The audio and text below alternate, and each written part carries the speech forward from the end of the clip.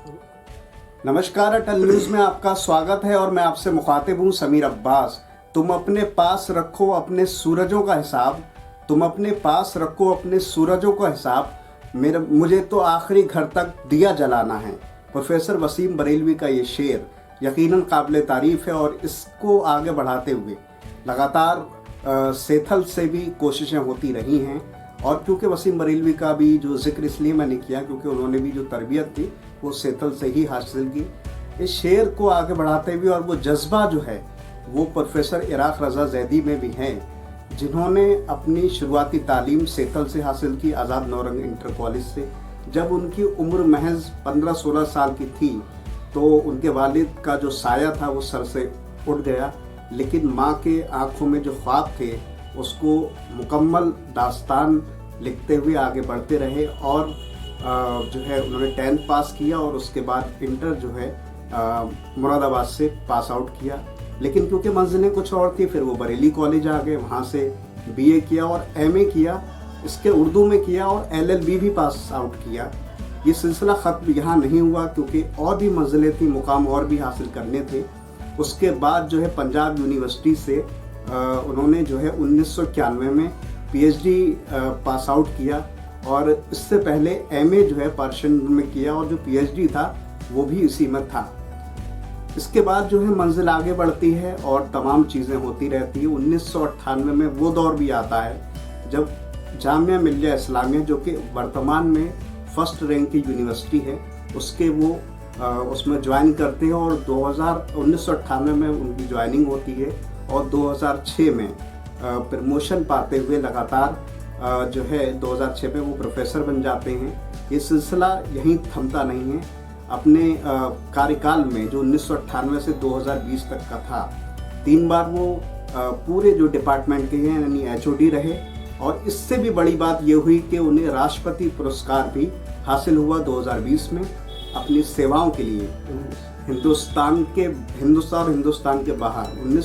2019 में राष्ट्रपति पुरस्कार मिला और हिंदुस्तान के बाहर जहाँ जहाँ पर्शियन ज़ुबान बोली जाती है वहाँ उन्होंने हिंदुस्तान का प्रतिनिधित्व किया, नुमाइंदगी की और ये सिलसिला लगातार आगे बढ़ रहा है। आज भी वो सेवाएं दे रहे हैं, साहित्य से जुड़े रहे और ये विरासत में भी मिला क्योंकि सेथल का मैंने जिक्र किया। यहाँ से साहित्य, यहाँ से शायरी अदब का जिक्र इसलिए करना ज़रूरी क्योंकि यहाँ से बड़े बड़े बुलंदियाँ हासिल करी शायरों ने और जो है मुकाम हासिल किया। ये सिलसिला आज भी जारी है और लगातार जब भी मौका मिलता है साहित्य पे बात करना हो, इतिहास पे बात करना हो, उर्दू अदब पे बात करना हो तो प्रोफेसर इराक रज़ा ज़ैदी का नाम और जिक्र ज़रूर आता है। एक छोटे से गांव या कस्बा कह दें, सेथल से निकलकर हिंदुस्तान का प्रतिनिधित्व विदेशों में भी करना यकीनन काबिल तारीफ़ है और राष्ट्रपति पुरस्कार हासिल करना 2019 में ये उससे भी बड़ी बात थी। इससे पहले भी उन्हें पूर्व उपराष्ट्रपति डॉक्टर हामिद अंसारी साहब ने भी पुरस्कार किया, इनाम दिया और तमाम जो है खिताबात दिए। इसके अलावा और भी बहुत सारी वो ऑर्गेनाइजेशन से जुड़े रहे और आज भी जुड़े हुए हैं। हिंदुस्तान का शायद ही कोई ऐसा शहर है जहाँ पर उन्होंने जो, अगर मैं अपने लफ्ज़ों को बदल कर ये कह दूँ सेथल और बरेली का नुमाइंदगी ना करी हो तो कहना गलत नहीं होगा। बंगाल हो, चाहे बिहार हो, चाहे कोई भी शहर हो, कश्मीर में भी मैंने अपने लफ्ज़ों में तमाम तारुफ देने की कोशिश की है प्रोफेसर इराक रज़ा ज़ैदी साहब की, लेकिन फिर भी अगर कुछ कमी रह गई तो मैं चाहता हूँ कि वो जो और तारुफ अपना है वो जोड़ सकते हैं। बिस्मिल्लाहिर्रहमानिर्रहीम। असल में जो तारुफ की बात आप फरमा रहे हैं, आप सब कुछ कह ही चुके हैं और साहित्य रत्न का भी मैंने एक हिस्सा किया है। जैसा मैंने बताया, जहाँ जहाँ भी फ़ारसी है, उर्दू है या दीनियात है, वहाँ का मैं तकरीबन हिंदुस्तान की 90% यूनिवर्सिटियों का BOS का मेंबर रहा हूँ या एज ए एक्सपर्ट रहा हूँ वहाँ पर, या फैकल्टी का मेंबर रहा हूँ वहाँ पर। इस सूरत से कितना है मेरा कुछ मैं बता नहीं सकता कि मेरी ज़िंदगी इसी में गुजर गई है। और आज भी मैं, जो मेरा all India Persian teacher association है, उसका जनरल सेक्रेटरी मुझे लोगों ने बनाया। 4 साल से मैं उसका जनरल सेक्रेटरी हूँ। और अगर आप मजलिस में देखें, जो बाबुल इल्म एजुकेशन सोसाइटी दिल्ली की है, जो सबसे बड़ा मरकज़ हमारा दिल्ली का 66 का मैं उसका भी प्रेसिडेंट हूँ इस वक्त। मैं शाह मर्दा जो एक अहम इदारा है दिल्ली में, उसका भी 2 साल प्रेसिडेंट रहा हूँ। कितना रहा हूँ मैं, कलम कबीला हमने अपने वालिद के नाम पर अम्बाला में बनाया था, उसका मैं जॉइंट सेक्रेटरी भी रहा और वाइस प्रेसिडेंट भी रहा। यहाँ सेतल जो बस्तान कलम है उसकी सदारत मुझे मिली हुई है, हालांकि उसके जो रहबा हैं वो हमारे उस्ताद महबूब रिजवी साहब हैं। तो मैं कितने जुड़ा हूँ, मुझे कुछ अंदाज़ा नहीं है। एक सदर समिति पटियाला में थी, मैं उसका भी सदर रहा हूँ। तो कितनी इन दोनों का सदर या सेक्रेटरी या मजहरिया का भी जॉइंट सेक्रेटरी रहा हूँ। तो मुझे खुद अंदाज़ा नहीं है कि मैं कितनी कहाँ कहाँ काम कर चुका हूँ। और मतलब पाकिस्तान है, मैंने वहाँ पर कभी नोट दिया है। ताजिकिस्तान है, वहाँ पर मुझे बादशाह ने खुद बुलाया था वहाँ के।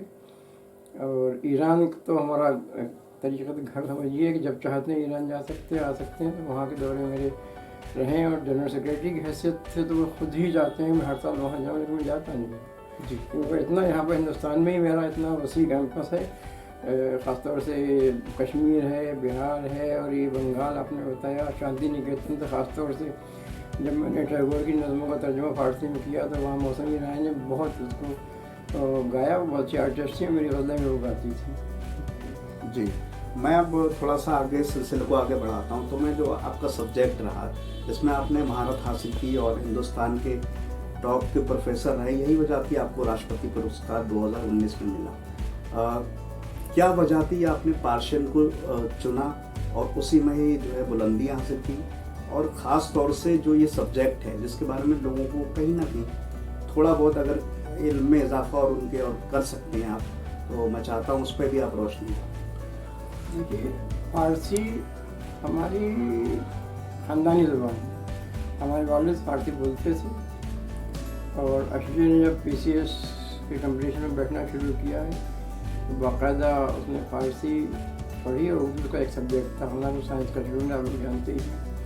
मेरे भाई भी फ़ारसी जानते हैं, भाई अरबी भी जानते हैं। मैंने अरबी पढ़ाई भी है, फ़ारसी भी पढ़ाई है।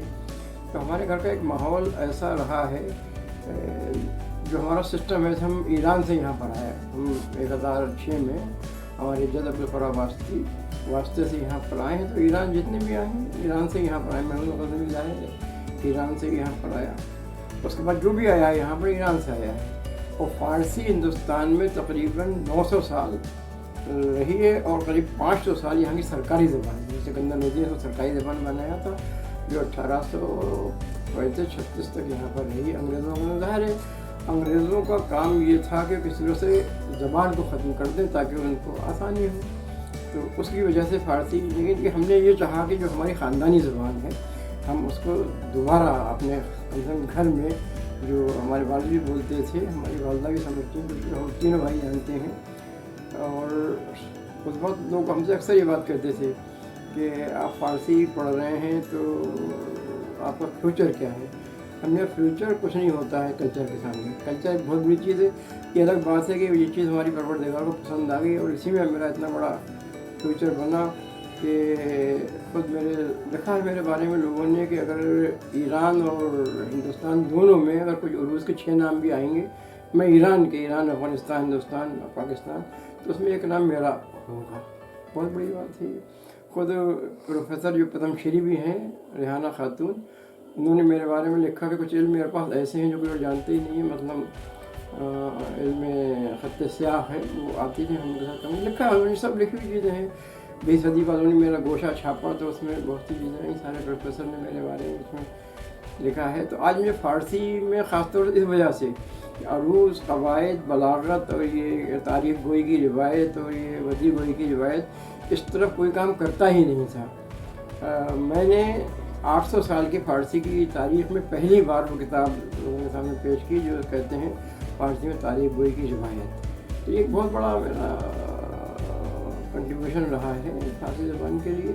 इसीलिए आज भी जब भी कोई सेमिनार होता है तो उर्दू वाले भी मुझे याद करते हैं। उर्दू अकेडमी में जब कोई नंबर निकालना चाहते हैं, अभी मसलन शमस रहमान फारूकी साहब का नंबर निकल रहा है तो बराबर मुनव्वर कमाल साहब मेरे ख्याल से 10-12 फ़ोन आए मेरे पास। इससे पहले जब गालिब को उन्होंने छापा था तो उन्हें ये उम्मीद रहती लोगों को कोई नई बात लिखूँ। गालिब पर मेरे ख्याल से 1000 से ज़्यादा किताबें लिखी जा चुकी हैं, लेकिन उनकी तारीख़ गोई पर कोई मकाला नहीं था। मैं पहला इंसान हूँ जिसने अली गोई पर गालिब भी मकाल लिखा और उसमें फ़कत 10 या 12, और मैंने साबित किया है। गालिब के बारे में था कि वो अंग्रेज़ों के चमचे थे। मैंने साबित किया कि 1857 का गदर भी जो हुआ है, गालिब ने उसको भी गदर नहीं कहा है। अकेले गालिब में आज तक सब उसको गदर कहते थे, गालिब ने उस ज़माने में नहीं कहा है, बल्कि उन्होंने जंग कहा है। यानी जंग तो ज़ाहिर आज़ादी की जंग है, ये उन्होंने आज़ादी जंग तो नहीं कहा, लेकिन गदर न कहना भी मैंने तारीख गोई की रिवायत साबित किया है कि गालिब को जो लोग कहते हैं कि अंग्रेज़ों के पुरस्कार थे, ये जो नहीं जगह होते तो मैंने इस वक्त मुझे शेर याद नहीं है, इसमें छपा हुआ है हमारे उर्दू में जो तारीख मैंने निकाली थी। तो इस सूरत से वो जो काम दूसरों ने किसी ने नहीं किया। फारसी में से रुबाई है, मेरी रुबाई में तकरीबन 25 मज़मून हैं। लोग रुबाई को सुन के डर जाते हैं कि मैंने रुबाई पर अब हाफिज़ हैं, हाफिज़ के हाथ में गज़ल पर काम करता है। मैंने हाफिज़ की भी रुबाई पर काम किया और तारीख गोई पर काम किया। हाफिज़ भी 1000-2000 किताबें छप चुकी हैं ईरान में। गालिब का दूसरा नाम जो है हाफिज़, समझिए हाफिज़ का नाम है हिंदुस्तान में जब, यानी जो भी लिखना चाहेगा सबसे पहले हाफिज़ पर लिखेगा। जैसे हिंदुस्तान में लोग कहते हैं गालिब या इकबाल पर या मीर पर लिखें, ये हाल वहाँ हाफिज़ का है। तो मैंने गज़ल में न लिख के मैंने उनकी तारीख गोई पर लिखा हाफिज़ की, और रुबाइयात पर लिखा। किसी को अक्सर लोगों को मालूम नहीं था कि रुबाई, खुद ईरान में ये काम नहीं हुआ था। यानी ईरान में जो हाफिज़ पर जान देते हैं लोग, उनमें किसी ने भी ना रुबाइयात पर काम किया था गालिब भी, ना तारीख गोई पर मैंने लिखा। तो इस वजह से मैंने अपने मकाम बनाने की कोशिश की, लोगों की उससे हट की। क्योंकि गज़ल पढ़ो मेरे लिए लिखना ऐसा है कि अभी आप मुझे कहें हाफिज़ की गज़ल पर लिख दूँ, गालिब की गज़ल पर लिख दूँ, मैं 1 घंटे में लिख सकता हूँ। लेकिन जब रुबाई का नंबर आता है या तारीख गोई पर नंबर आता है तो दिमाग की जो है चूल्हे हिल जाती हैं। मैंने वो काम दिए। मेरे उस्ताद प्रोफेसर जिंदुल जावेद साहब ने लिखा है कि मुझे हैरत है कि इराक़ साहब हमेशा वो काम करना चाहते हैं जो कोई नहीं करता, मुश्किल तरीन उनके काम जो है सामने आते हैं। जी, मुश्किल काम को आसान बनाना ये आप तीनों भाइयों से सीख सकता है पूरा ज़माना, क्योंकि आपने जो मुकाम हासिल किया, आपके छोटे भाई अजीज रज़ा ज़ैदी साहब ने, उन्होंने 5 सब्जेक्टों में मास्टर हासिल किया, फिर PCS भी लिखा। आपके बड़े भाई ने मार्केटिंग इंस्पेक्टर और प्लस और भी बहुत सारी ज़ुबानों के वो जानकार भी हैं। मैं इस सिलसिले को आगे बढ़ाऊँगा। उर्दू और फ़ारसी ज़ुबान को कहीं ना कहीं आज की जो जनरेशन है वो कहीं ना कहीं पढ़ भी नहीं पाती, ढंग से सीखना कम चाहती है। इस चीज़ को आप किस तरह से देखते हैं? और मैं चाहता हूँ कि जो फ़ारसी का जो इतिहास है वो भी चुनिंदा शब्दों में, मुख्तसर शब्दों में जो है, मैं चाहता हूँ उस पर रोशनी ज़रूर। देखिए, अगर हम फ़ारसी की तारीख़ की बात करें तो जब अरबों ने 21 हिजरी में ईरान पर फतह हासिल की तो ये वो ज़माना था कि जैसे जो हुक्मरान उस वक्त के थे मदीने में, उन्होंने हमले की पॉलिसी अपनाई। हालांकि इस्लाम ने डिफेंस की बात कही थी, लेकिन वो डिफेंस से ना अपना के उन्होंने हमले की अपनाई और ईरान को 21 हिजरी में फतह कर लिया गया।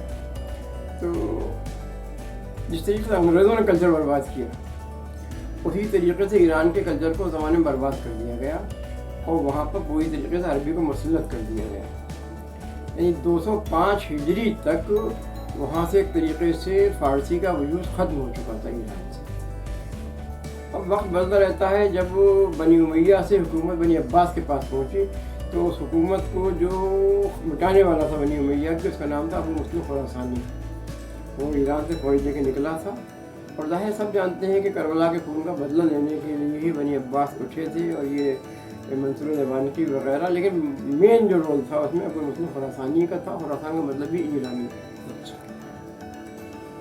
और जब फतेह मिल गई तो एक दिन उसको बुलाया गया दरबार में, उसको कत्ल कर दिया। इससे ईरानियों में और बेचैनी फैली और बदला लेने की एक कोशिश हुई।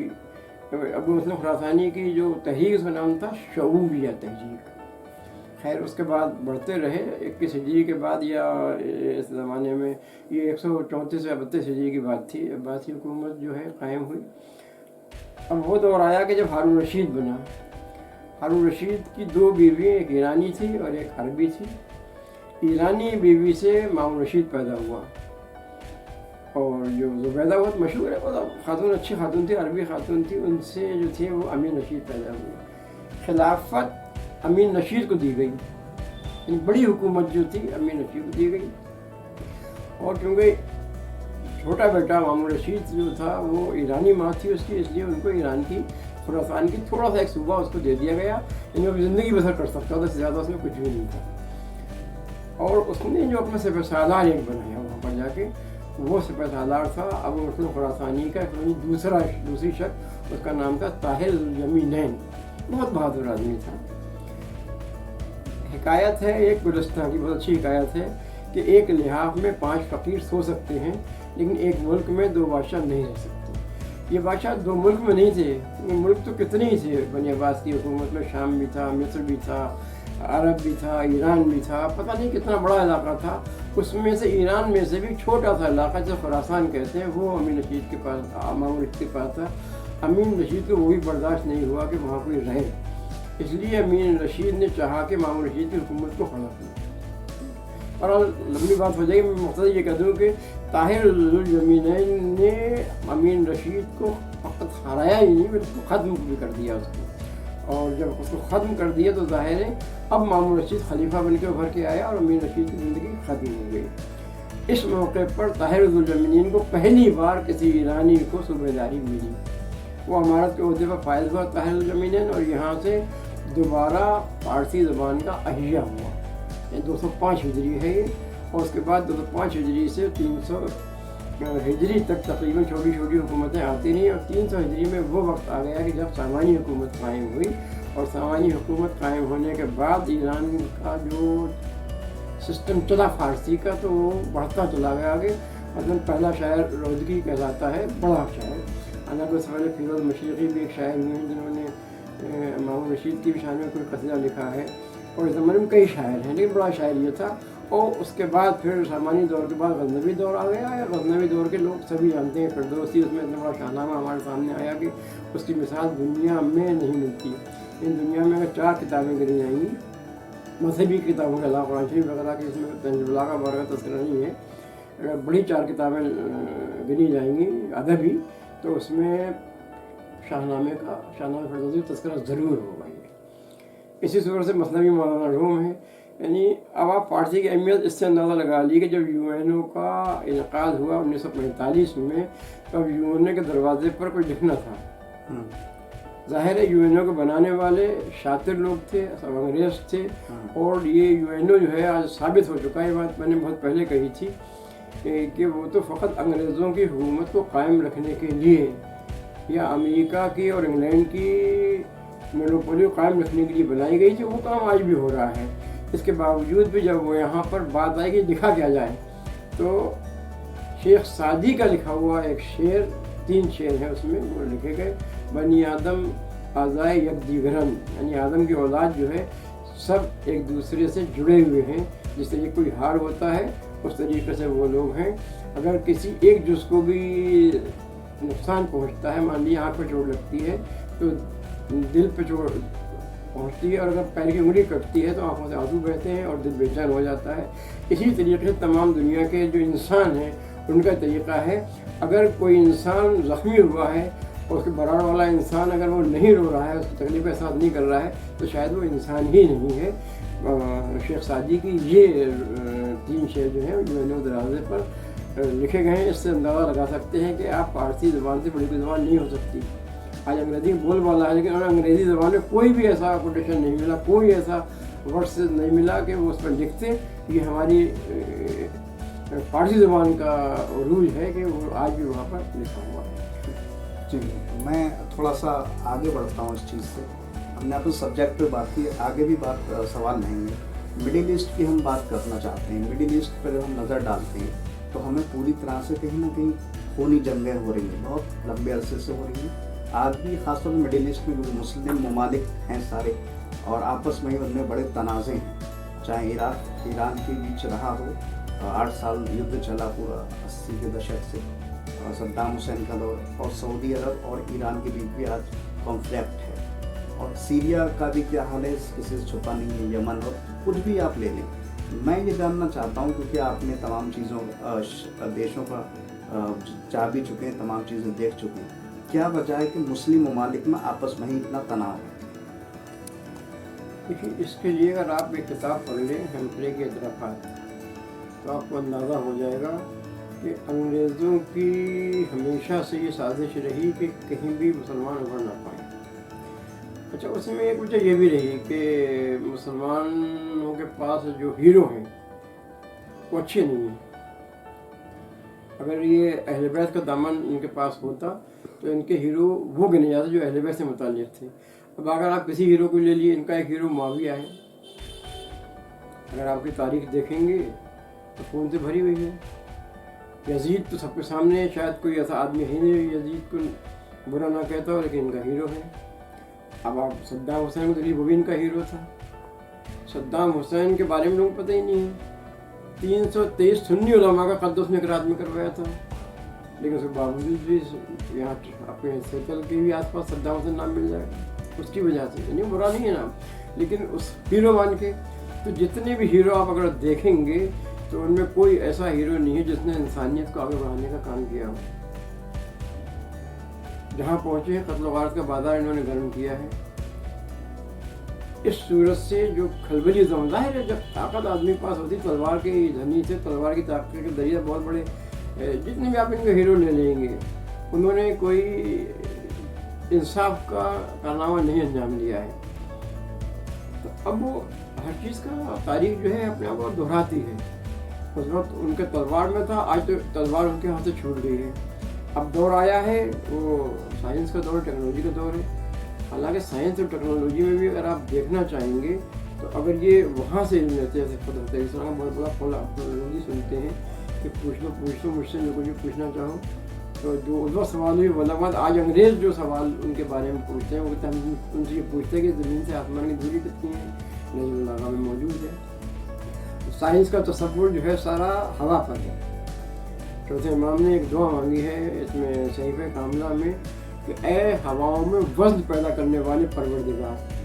तो अब तसव्वुर कहाँ से मिलता है हवा में वज़न होने का? मुसलमानों ने तो जुमला रोज़ दुआ में पढ़ लिया, शियों ने भी पढ़ लिया, लेकिन किसी शिया को भी ये एहसास नहीं हुआ कि इमाम कहना क्या चाह रहे हैं। लेकिन जब ये साबित हुआ कि हवा में वज़न है तो साइकिल बनी, साइकिल बनी तो फिर मोटरसाइकिल बनी। ये सब हवा के वज़न पर है। यानी जो आप देख रहे हैं पहियों में क्या चीज़ है, उनकी हवा है। उन हवा के ऊपर हेलीकॉप्टर और ये सब बनना शुरू हुए। तो अगर हम ये देखें, टेक्नोलॉजी हमारे पास थी, उसका इस्तेमाल नहीं हुआ। आज ईरान ने जब इस्तेमाल किया है तो आप देख रहे हैं कि कितना बड़ा, जो कहते हैं कि जो भी उसका एक ड्रोन जो था अमेरिका का, कोई तोड़ ही नहीं सकता था। इन्होंने उसको आसमानों के अंदर तोड़ दिया, क्योंकि उस टेक्नोलॉजी को उन्होंने उससे मिलाया है। नहजुल बलागा से, कुरान शरीफ से निकाल रहे हैं। और आज ईरान में देखिए, आपने पढ़ा होगा एक आर्टिकल, तो उनके बत्तखें हैं जो समंदर में घूमती हैं, और उस बत्तखों के डर से अमेरिका का जहाज़ जो है वापस चला गया। ये टेक्नोलॉजी कहाँ से आई है? तो मुसलमानों ने टेक्नोलॉजी का जब दौर ख़त्म हुआ और उसको नहीं समझ पाए, और इधर टेक्नोलॉजी आगे बढ़ी, और अंग्रेज़ों के जितने भी हमले हुए इसी टेक्नोलॉजी की वजह से हुए, जैसे शिकस्त हुई। तो अब वो जो बदले हो चुका जाते हैं। अब ये बाबरी मस्जिद क्या है भाई? ये एक वो हैजान सा है। बाबरी मस्जिद कोई ख़ास चीज़ नहीं थी, लेकिन मुसलमानों को ये दिखाने के लिए कि अब तुम्हारी कोई हैसियत यहाँ पर नहीं रह गई है, ये है और कुछ भी नहीं है। लेकिन जज्बा वही है कि भाई जो आदमी ने जुल्म किया उस जुल्म का बदला जो चुकाया जाता है, और ये आपको पहले दिन से मिल जाएगा। खुद भी जर्मन के उसने एक बात उस ज़माने की बातें की हैं, आपने पढ़ी होंगी। तो अब ये है, तो अब जब जंगों का ताल्लुक जो है, अब अगर फिर मुसलमान से मिल जाए, 57 मुल्क हैं, 1 और 5 और ज़्यादा बढ़ गई, 62 मुल्क हैं, और ये सब मिल जाएंगे तो हो सकता है पुराना होना फिर मुसलमानों को वापस आ जाए। इसलिए इनको इस तरीके से डराते रहो। और ये तो देखो साबित है, हेम्फ्रे के तरफात में किताब का नाम लिया कि अंग्रेज़ किस तरीके से मज़हब में एक नया मज़हब बनाते हैं। उसमें लिखा है हेम्फ्रे के तरफात में कि हमने शिया उलमा को बहुत चाहा, लेकिन हमें ऐसा लगता है जैसे फरिश्ते बैठे हुए उनको नहीं मिटा पाए। लेकिन आज जो है वो M6 की ज़रिए से और अमेरिका के ज़रिए से ये अखबारियत सामने आ रही है। यानी शियों में भी अब इतना बड़ा तफरका पड़ चुका है कि हर सेतल में, नौगामी में देख लीजिए। और वो ये जो उनकी ताकतें लगी थी किसी से इन्हें तोड़ दो, और जो कौम नहीं टूट सकती थी आज उस कौम को तोड़ दिया गया, शियत कौम को। मैं उनको ये मशवरा देना चाहता हूँ जो इस बाइक से बढ़ रहे हैं चंद पैसे के लिए। ये चंद पैसे आज वो तो खा रहे हैं, लेकिन इसका नतीजा जो है जो हम भर रहे हैं हिंदुस्तान में, उनको रात को भरना है ये है। तो अब अगर ये खूनरेज़ी नहीं होगी मुसलमानों के बीच में, तो ज़ाहिर है अभी जो टर्किश का वो हो रहा है उसने अपने आसपास वालों से भी चीज़ें उसकी थी उसने ले ली, और इसने क्या नाम है अज़रबैजान ने इतनी बड़ी हिम्मत कर डाली। म्यांमार में तो हालात मुसलमानों के ख़राब हैं, लेकिन ये वो जगह बता रहा हूँ जहाँ मुसलमानों ने अपनी पुरानी चीज़ों को वापस लिया है। अज़रबैजान बहुत छोटा सा सूबा है ना, लेकिन उन्होंने अभी अपने जो उनके था अभी 3 महीने भी नहीं हुए जो उन्होंने लिया। तो अगर ये है, अगर ये सब मिल जाएंगे, जो ना मिलने पर भी इतना आज भी इनके पास है, और अमेरिका से आंखें मिलाने वाला तो फकत ईरान था, और ये अब अल्लाह का इंतज़ाम है कि आहिस्ता से बढ़ रहा है। ईरान के साथ इराक आ गया, इधर यमन आने वाला है, इधर कतर जो बिल्कुल गुलाम था सऊदी अरब का, उसकी ने अपनी पॉलिसी बदली, और इधर क्या नाम है इराक के साथ शाम के बारे में सोच ही नहीं सकता था, लेकिन आज ये किताबी नहीं बन के उभर के आ रही है। और इसमें अर्दगान और ये जब ईरान मिल के जब काम होगा, और ये जैसे तब उम्मीद है कि ये जो इनके अब सऊदी अरब का तो सिस्टम ये है, अगर आपने देखा होगा कि उनको तो जो एक ख़ानदान है वो ख़ानदान भी आपस में टकरा रहा है, ठीक है। तो उनको पैसा चाहिए, उन्हें पब्लिक से कोई गरज नहीं है, वो तो अय्याशी के लिए उन्होंने अपना अड्डे बना रखे हैं उसकी वजह से। और उन्हीं से खुद भाई उसने ट्रम्प जो था इससे पहले उसने कह दिया था भाई हम अपने यहाँ से टैक्स लेना मुश्किल है हमें, लेकिन हम इसे करोड़ रुपये जब चाहे ले लें। ये इतने जलील हो चुके हैं कि इनसे ऐसी बातें भी की जा रही हैं कि इनकी समझ में नहीं आ रहा है। और सबसे बड़ा दुश्मन आमतौर से इसराइल को समझा जा रहा है, लेकिन इसराइल तो कुछ भी नहीं है।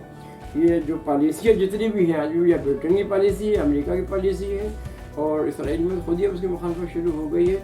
एक वक्त ऐसा आएगा कि जब ये जमहूरी निज़ाम कायम होगा तो ज़ाहिर सारी मुसलमान हुकूमतें एक होंगी, और उस वक्त जो है वो, लेकिन इनको इंसाफ पर काम करना, जैसे ईरान का है।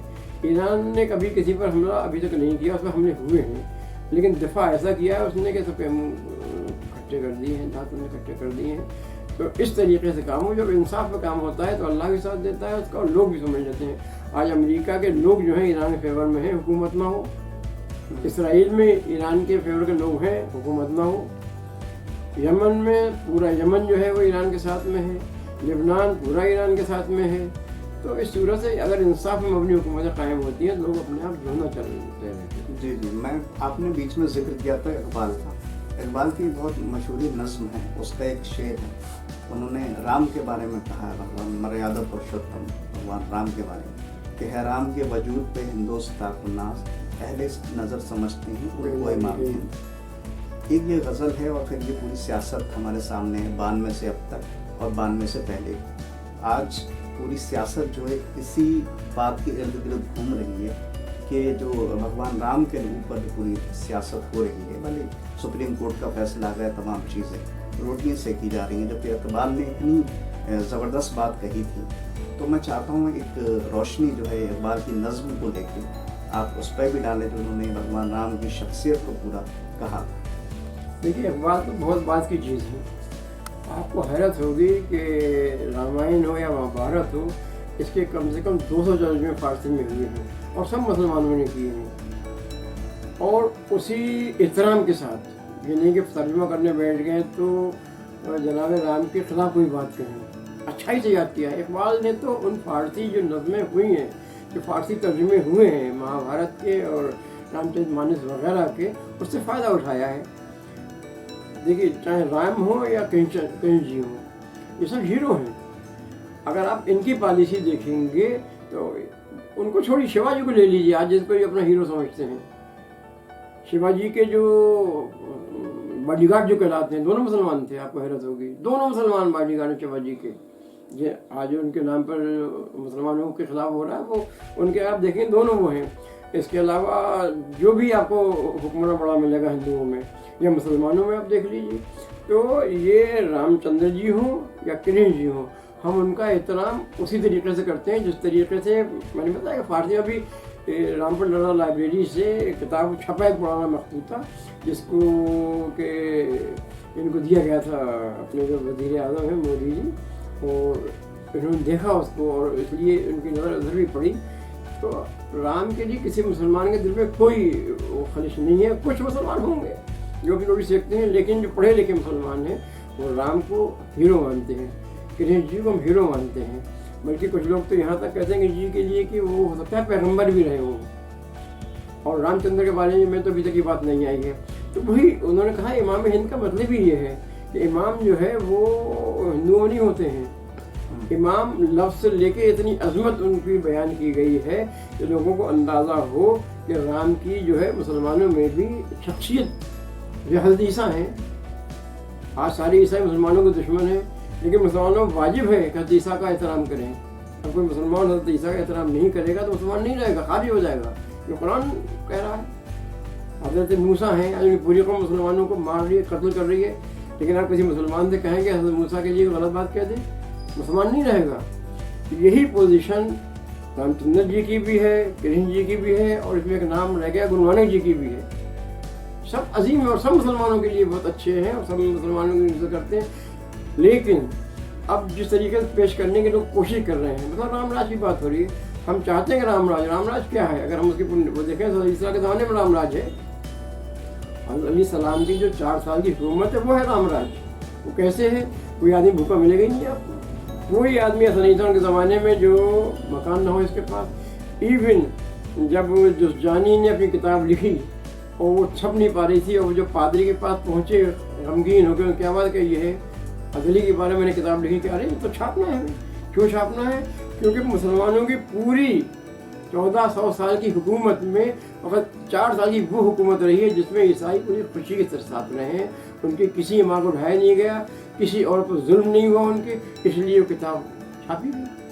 तो अगर ऐसी हुकूमत है, हमें से रामराज कैसे अलैहिस्सलाम की हुकूमत को अगर आइडियल कहीं से मिल सकता है रामराज का, तो ये हुकूमत है तो इस्लाम की, इसमें रामराज है। तो हम तो उसका वेलकम कर रहे हैं कि हो तो रामराज। लेकिन आज किसानों का हाल हम देख रहे हैं, अगर यही रामराज है जिसमें किसान इतने मर चुके हैं और सारा किसान बेचैन हो रहा है, तो उस रामराज के कायल नहीं है। हम उस राम के कायल हैं जो चाहे मसावात हो, जिससे कोई भूखा मरने वाला हो, पैसा बराबर का हो, वो रामराज है। उसके लिए इकबाल ने भी कहा है कि हम मानते हैं। और इकबाल ने नहीं, अगर आप देखेंगे तो शायद ही कोई शायर ऐसा हो उर्दू का जिसने उनके रामराज की बात ना की हो या राम को अच्छा ना किया हो। मैं अब मेरे आखिरी मरहले में मेरा इंटरव्यू पहुंच रहा है। एक अहम सवाल है कि हिंदुस्तान के जो मुसलमान हैं और पूरी दुनिया के मुसलमान एक तरफ हैं, ऐसा माना जाता है। क्या हिंदुस्तान के मुसलमान पूरी दुनिया के मुसलमान से आप अलग मानते हैं, या किसी तरह की कोई मुश्किलें हैं जो ख़ास तौर से ऐसा माना जाता है कि सियासी जो उलटफेर हुए हैं उसको लेकर भी एक सवाल उठता है? पहली बात तो आपको ये बता दूं मैं कि ईरान के बाद अगर कहीं पर इस्लाम से मिलता जुलता है पूरा तरीके से, तो हुए नहीं। हिंदुस्तान में कभी इस्लामी हुकूमत कायम नहीं रही, कभी इस्लाम का राज नहीं रहा, मुसलमानों का रहा। हुकूमत जो है हिंदुस्तान में, आप ये बात नोट कर लिए, मुसलमानों की हुकूमत रही है, और वो मुसलमान जो मुसलमानों को ही मारते रहे। अब महमूद गजनवी ने किस पे हमला किया है? महमूद गजनवी के बाद मोहम्मद गौरी ने किस पे हमला किया है?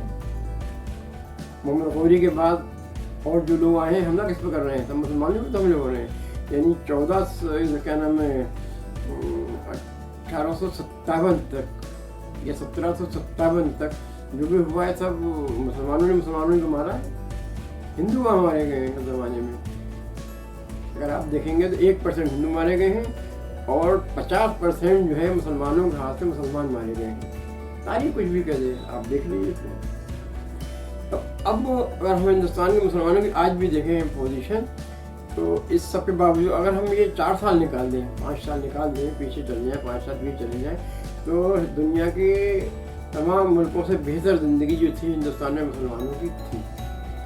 और आगे भी हमें उम्मीद ये है, क्योंकि अब जो किसान आंदोलन से साबित हो रहा है कि वो जो टूट फूट का जज्बा पैदा किया गया था, अभी पश्चिमी उत्तर प्रदेश में मैं देख रहा हूँ कि वो जो अभी 4 साल पहले तक एक दूसरे खून के प्यासे थे, जाट और मुसलमान, हालांकि मुसलमान भी जाट हैं, वो आज एक जगह बैठ गए हैं। और जब एक जगह बैठ गए हैं तो अभी हिंदू मुसलमान का फिर से एक बार ख़त्म हो जाएगा।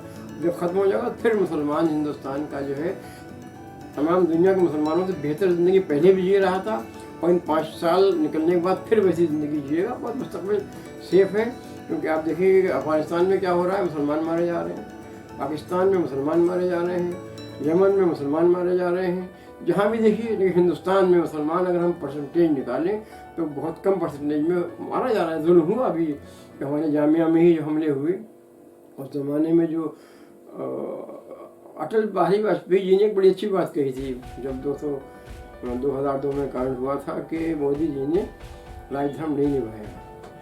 आज ये हर आदमी कर रहा है, राजधर्म नहीं निभा रहा है। अगर दिल्ली में राजधर्म निभा दिया जाता, और सबको मालूम है कि कौन कह रहा था कि गोली मारो और ये करो, जितने भी है, उन लोगों को न पकड़ के उन लोगों को पकड़ना कि जो मरे हुए हैं या जिनके घर वाले मरे हैं, तो ये राजधर्म नहीं निभाया गया है। अब आगे लेकिन उम्मीद हो रही है किसान आंदोलन के जरिए से किरण जागी है कि अब फिर इस किसान आंदोलन के जरिए से राजधर्म यहाँ पर फिर कायम होगा और मुसलमान अच्छी पोजीशन में है, ऐसा नहीं है। और मैं समझता हूँ दुनिया के तमाम मुसलमानों में यहाँ के मुसलमानों की अहमियत है, अच्छी है। जो अगर ऐसी चलते रहे तो वाकई हम फिर पीछे हटते, लेकिन हमें उम्मीद ये है कि इन किसान आंदोलन ने फिर उस जादू को तोड़ दिया है और मुसलमान अच्छी हैसियत से यहाँ पर जिंदगी बना रही है। मैं एक छोटा सा जवाब चाहूँगा आपका। हमने सच्चर कमेटी की रिपोर्ट पढ़ी, जिसमें 10th क्लास के बाद मुस्लिम कम्युनिटी, 12वीं क्लास के बाद बहुत ही ज़्यादा जो है एजुकेशन में, तालीम में पीछे है। जबकि कुरान शरीफ की पहली आयत इक़रा से शुरू होती है, इल्म की बात कही जाती है और इल्म हासिल करने के लिए चीन जाना, तमाम बातें हैं। चाहे सिविल सर्विस की बात हो, चाहे और भी तमाम बात हो, सच्चर कमेटी की रिपोर्ट के हिसाब से मुस्लिम कम्युनिटी इल्म में, एजुकेशन में काफ़ी पीछे खड़ी। मैं चाहता हूँ इस पर भी आप मुख्तसर सा एक ज़रूर जवाब दें। देखिए, एक अजीब हैरत की बात है, कम्युनिस्ट पार्टी जिसको हम बहुत अच्छा समझते थे, सबसे कम मुसलमानों को जो सर्विस मिली है बंगाल में मिली।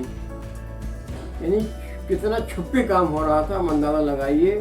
जहाँ बीजेपी की हुकूमत है आज, वहाँ PCS IAS के लिस्ट देखेंगे तो उभर के आ रहे हैं ऊपर, हम जज भी बन रहे हैं ऊपर, अभी भी 3 जज बने मुसलमान। और वो जगह बंगाल जहाँ पर हम समझते थे हम ही हम हैं, वहाँ हम बिल्कुल नहीं निकले। तो कहाँ क्या काम हो रहा है इसका अंदाज़ा नहीं हो रहा है। सच्चर कमेटी से एक झटका लगा है, और अगर कांग्रेस की हुकूमत रहती तो हो सकता था उस बात को आगे बढ़ाया जाता और मुसलमानों के लिए होता। लेकिन जो सेंटर कायम हो रहे हैं, जामिया में PCS IAS के लिए सेंटर है या ज़कात फाउंडेशन का है, और गवर्नमेंट की मदद से और भी 4-5 जगह चल रहे हैं, उसके नतीजे सामने आ रहे हैं। तो ऐसा नहीं है उसके बाद काम हुआ है। और उम्मीद अच्छा, ऐसा मुसलमानों खुद भी तो अपने आगे आना चाहिए। अब मुसलमानों जितने मौलाना हैं, मौलवी हैं, उन्हें सिवाय पैसा खाने का दूसरा काम ही नहीं है। उनकी तजारत जो है वही है। आप किसी को भी देख लीजिए, आप बरेली से लेकर कहीं भी चले जाएँ, तो अगर खुलूस पैदा हो जाए इंसान मुसलमानों के रहबरों को, इस बात मुसलमानों की पोजीशन ये है कि उनके पास एक भी रहबर अच्छा नहीं है, कोई लीडर अच्छा नहीं है उनके पास। और जहाँ लीडर नहीं होते वहाँ कौम ख़त्म हो जाती है। एक लीडर पैदा अच्छा हो जाए, सर सैयद खान एक बार और पैदा हो जाए, तब हो सकता है कि हम उसी पोजीशन में। सच्चर कमेटी तो रुकी रह जाएगी, सर सैयद मिशन आगे बढ़ाएगा। जी, अब आखिरी सवाल है। हमने आपकी तालीम की बात कर ली, आपके सब्जेक्ट की बात कर ली, इतिहास से जुड़े हुए कुछ सवाल कर लिए। प्रोफेसर इराक रज़ा ज़ैदी अब रिटायर हो चुके हैं, ज़िंदगी के 60 साल से ऊपर का वक्त अपना गुजार चुके हैं। ज़िंदगी में क्योंकि कहा जाता है स्ट्रेस होता है, फिर उसके लिए इंसान मनोरंजन करता है, एंटरटेनमेंट करता है। हर किसी का कोई ना कोई माध्यम होता है, कोई अपने परिवार के बीच रहता है, कोई म्यूज़िक का शौकीन होता है, कोई किताबों का शौकीन होता है, कोई कविताएँ लिखता है। प्रोफेसर इराक रज़ा ज़ैदी को रिटायरमेंट के बाद आज किस तरह का शौक़ है जिससे वो अपने मनोरंजन करते हैं, उस पर भी मैं चाहता हूँ एक रोशनी डालें। साथ ही मैं चाहता हूं कि कोरोना काल के बाद टीकाकरण शुरू हो चुका है, उस पर भी मैं चाहता हूं एक ज़रूर आप टिप्पणी करें, क्योंकि टीकाकरण लगातार लोगों के हो रहा है। बरेली में बड़ी संख्या में लोगों के लिए भी, डॉक्टरों के और जो तमाम जो और विभाग के उनके हो रहा, आने वाले टाइम में आवाम के भी होगा। इन दोनों बातों में चाहता हूँ रोशनी। देखिए, जहाँ तक मेरा अपना ताल्लुक़ है, मैंने अपने रिटायरमेंट पर 2 हिस्सों में बांटा है। एक तो मेरी ज़िंदगी जो पुरानी वो छोड़ नहीं हुई, मतलब मैंने आपको बताया कि अभी भी इतने फ़ोन मेरे पास आर्टिकल लिखने के लिए आ रहे हैं, सेमिनार के लिए आ रहे हैं। अभी अमेरिका का इतना बड़ा मुशायरा वेबिनार पर हुआ, मेरा ही मिसरा था, मुझे उसमें जाना पड़ा। फिर जहाँ भी सेमिनार हो रहा है वहाँ पर मुझे बुलाया जा रहा है। तो इल्मी ज़िंदगी तो मेरी ख़त्म होने है, वो तो ज़िंदगी। अब फिर मैंने बताया कि मैं जनरल सेक्रेटरी हूँ, तो मुझे भी कॉन्फ्रेंस कहीं बड़ी करना है। अभी पाकिस्तान का बुलावा आया हुआ, मैंने जवाब नहीं दिया। मैं 15 मार्च में पाकिस्तान में एक सेमिनार है, उसके ऊपर मैं जोर पड़ रहा है। मैं सोच नहीं पाया, उन 3 दिन टाइम से लिया जवाब देने के लिए। तो अगर मुझे वहाँ जाना होगा, ज़ाहिर उसके लिए एक अच्छा आर्टिकल चाहिए होगा। इनका यूनिवर्सिटी वालों का अभी आज़ादी नंबर भी निकल रहा है, उसके लिए अभी से उन्होंने कहा कि भाई आपको आर्टिकल लिखना है। तो वो तो मेरी किताबों से मेरा जुड़ाव तो कभी ख़त्म नहीं हो सकता। मैंने अपनी ज़िंदगी दूसरी तरफ किसानी के लिए वो किया है कि मैं खेती भी करूँगा यहाँ पर और ये भी काम करूँगा, और खेती और इस काम के बीच में जो सेतल की पुरानी अदबी फ़ज़ा थी, जिसको हमारे महबूब शाह जो उस्ताद भी मेरे हैं वो कायम रखे हुए थे। अब चाहता हूँ कि मैं वो फ़ज़ा दोबारा यहाँ पर हो, उसके आसार दिखाई दे रहे हैं। अब आप देख रहे हैं कि मिस्रों के ऊपर यहाँ पर बाकायदा महफिलें शुरू हो गई हैं। मैं समझता हूँ कि मेरी आमद यहाँ पर अब बरकत का बायस बनी नहीं गई, लेकिन एक माहौल मैं देख रहा हूँ बदलता हूँ, और हर आदमी कह रहा है कि भाई, और जो मेरा नीचे का हाल आप देख रहे हैं उसको मैं इसीलिए सजा रहा हूँ कि यहाँ पर किसी को भी परेशानी है।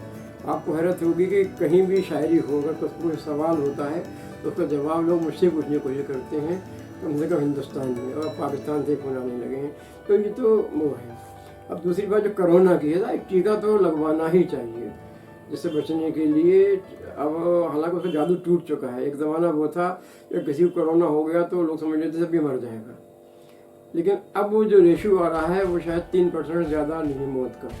उस वक्त 7% लगता था, 7% लोग मर जाएंगे। तो अब वो उठ रहा है। लेकिन टीके एक ऐसी चीज़ है, ज़ाहिर है उस टीके के ज़रिए से मलेरिया ख़त्म हुई है, टीबी में कमी आई है। तो इसमें भी उम्मीद ये है कि होगा, और इसके असरात जो है आहिस्ता आहिस्ता सामने आएंगे। टीका लगवाना ही चाहिए। जी, तो तमाम चीज़ों पे हमारी बात हुई प्रोफेसर इराक रज़ा ज़ैदी से, और उनसे सब्जेक्ट पे बात हुई फ़ारसी से, क्योंकि हिंदुस्तान के बाहर भी दर्जनों मुल्कों में उन्होंने प्रतिनिधित्व किया है और राष्ट्रपति पुरस्कार हासिल किया। बेहद संघर्ष की ज़िंदगी रही, लेकिन तमाम मुकाम हासिल करने के बावजूद भी ज़िंदगी में वही सादगीपन है। और जो अहम बात यह है कि आज भी जो अपना इल्म है वो लोगों के बीच, ख़ास तौर से नौजवान पीढ़ी के बीच बांटना चाहते हैं। उनको जो जिस चीज़ से वो भटक चुके हैं उस पर लाना चाहते हैं, और उस अदबी माहौल में उनका क्योंकि जन्म हुआ, पढ़ाई लिखाई की, तालीम हासिल की, उसी को दोबारा से ज़िंदा करना चाहते हैं, ताकि जो आने वाली नस्ल है वो इस अदबी जो खुशबू है इसको अपने दामन में समेटती चली जाए और बरेली का नाम रोशन होता चला जाए। बहरहाल मैं चाहता हूँ कि और भी कुछ आप कहना चाहते हैं। बहरहाल मैं आपका शुक्रिया अदा करना चाहता हूँ कि भाई आप इस कस्बे तक आया, यहाँ के रहने वाले ही हैं और यहाँ पर आए। मैंने अपने जो राय रखी है और आपके जरिए से मेरी राय पहुँची, मैं इसमें आपका और आपके चैनल का बहुत शुक्रिया अदा करना चाहता हूँ कि आपने मेरा इंतखाब किया तो मेरी बातों को दूसरे तक पहुँचाएँ। जी जी, बहरहाल अहम बात यही है कि ज़िंदगी में क्योंकि जो संघर्ष करता है, जो मुश्किलें उठाता है, वो फिर मुकाम और मंजिलें हासिल कर ले तो यकीन काबिल तारीफ़ होती है और वो दूसरों के लिए आदर्श बन जाता है। क्योंकि मैं भी इसी मिट्टी में जन्मा हूँ, सेथल में, जो बरेली से तकरीबन 30 किलोमीटर के फासले पर है, और वहीं के प्रोफेसर इराक रज़ा ज़ैदी हैं जिन्होंने तमाम मंजिलें हासिल की, और वो एक आदर्श पर्सन भी है। शिक्षा की जब बात होगी सेथल में, बरेली में, तो उनका नाम हमेशा याद रखा जाएगा, लोगों के जहन में आएगा और वो उनसे सीखते चले जाएंगे, क्योंकि उन्होंने वो संघर्ष की ज़िंदगी जी है जो यकीनन किसी के भी जो जज्बा है उसको तोड़ देती है, लेकिन अपने जज्बे और अपनी हिम्मत के बदौलत उन्होंने वो मुकाम और वो मंजिल हासिल की जो यकीनन काबिल तारीफ़ है। बहरहाल इन तमाम बातों के साथ मैं समीर अब्बास, कैमरामैन सरताज हुसैन के साथ, अटल न्यूज़।